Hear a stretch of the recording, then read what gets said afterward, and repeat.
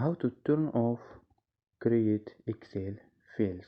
Hello guys, if you want to turn off this option, first step, go to application and click this option and go to settings.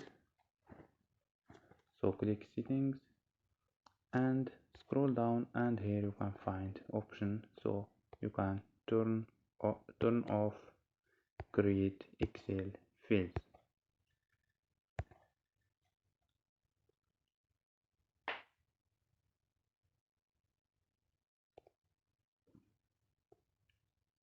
So don't forget like and subscribe.